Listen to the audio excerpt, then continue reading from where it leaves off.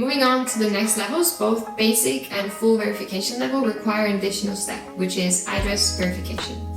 It's an official confirmation of your residential address, which you first entered when you created the account. So let's go through this step together one by one.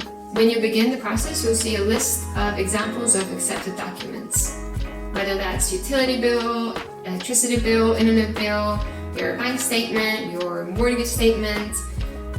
But please note that mobile phone bills are not accepted as valid proof of address in this verification purpose. And it's important to note that the document must have been issued within the last 3 months and preferably be in English. Now, once you've got your document, just click choose file, make sure that it's in the right format and the right sizing, and go ahead to upload it.